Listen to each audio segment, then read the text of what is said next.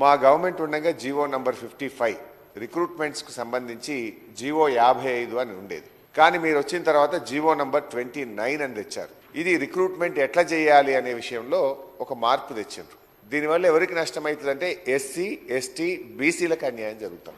ఎందుకు జరుగుతూ ఉంది? గతంలో ఏముండే అంటే ఒక 100 ఉద్యోగాలు ఉంటే 50 ఫస్ట్ మెరిట్ లిస్ట్ పక్కకు పెడతాం. ఆ 50 పోయిన తర్వాత మిగతా 50లో ఎస్సీలకు 16%, ఎస్టీలకు 11%, బీసీలకు 25% ఆ పద్ధతిలో చేశాం. కానీ మీరు ఆ జీవో మార్చి జీవో నంబర్ 29 తేవడం వల్ల జరిగిన నష్టం ఏంటంటే మొదటి 50లో సపోజ్ ఒక 10 మంది ఎస్సీలు వచ్చింది అనుకోండి, ఆ 10 పెట్టిగా 6 తీసుకుంటున్నారు కింద. పాపం ఆయనకు మెరిట్లో వచ్చింది, ఆయన ఓపెన్ కాంపిటీషన్లో వదిలాల్సినటువంటి ఎస్సీని మీరు అక్కడ ఆ 10 మందిని లెక్కకు తీసుకోవడం వల్ల 6 ఎస్సీలను మాత్రమే తీసుకొని ఇక మీ 16 కోటా అయిపోయింది అంటుండ్రు. అంటే దీనివల్ల ఎవరికి నష్టం? మరో 10 మంది దళిత విద్యార్థులకు ఉద్యోగులు రాకుండా పోతారు.